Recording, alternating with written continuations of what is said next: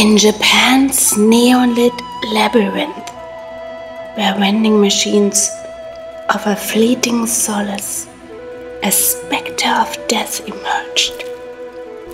The vending machine killer, a phantom of malice, turned trust into terror, poisoning the very trust of a nation's order.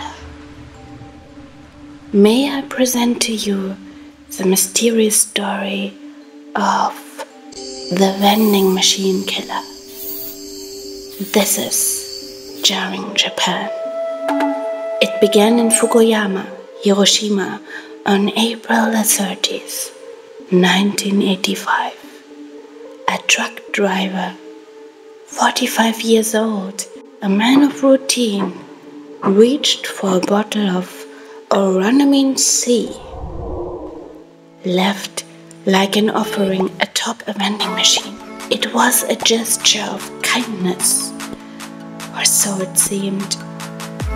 A free drink, part of a promotion by Otsuka Pharmaceutical to revive a fading health drink. Buy one, get one for free, you get it.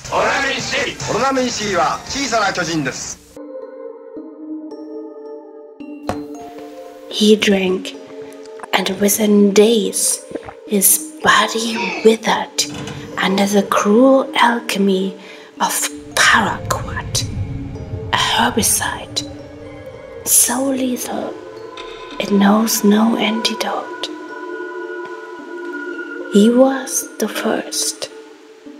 12 would follow, their lives extinguished by a poisoner who moved like a ghost across Japan's western and central heartlands. What is it to trust? In Japan, a land where vending machines, 5.2 million of them, stand unguarded, untouched by vandalism, they are more than just commerce. They are a covenant, a silent agreement that the world is safe. And the killer shattered this. Victims were not chosen for who they were. A 52-year-old fisherman or the 44-year-old CEO. Now they were chosen for their innocence, their thirst. The randomness was the terror.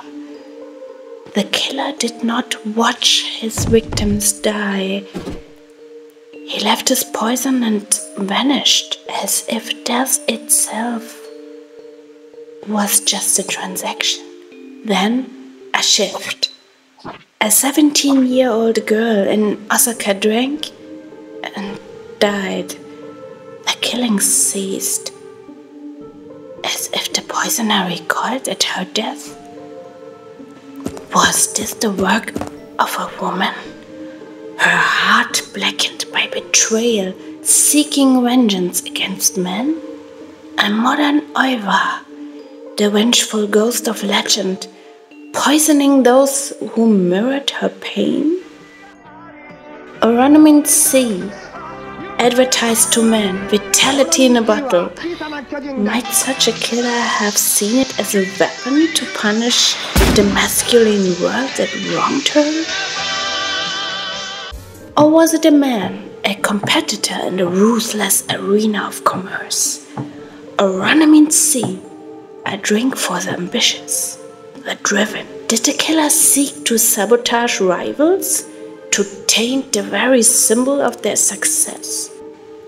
Another theory whispers of a student traveling between cities, Kyoto, Osaka, Hiroshima, planting death as he moved, a transient reaper weaving through Japan's arteries. No fingerprints, no face, only bottles left like offerings to chaos.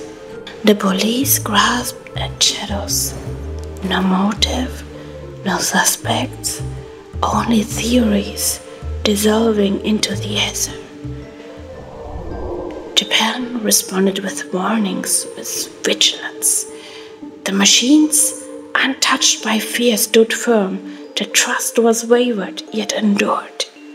Aranamine C just changed their caps and is still thriving today. Their vitamin elixir now being advertised to everyone. Still, one can never be sure to drink from those ominous bottles left atop of vending machines today. It is like to confront the abyss to ask, is this bottle a gift of a stranger or a curse of death from a vicious phantom? The vending machine killer reminds us that even in order, chaos lurks. That in the mundane, death waits. And that humanity, in its trust, is fragile. In the end, that mysterious killer is mainly a void that gazes back, and Japan, with its millions of machines, hums on.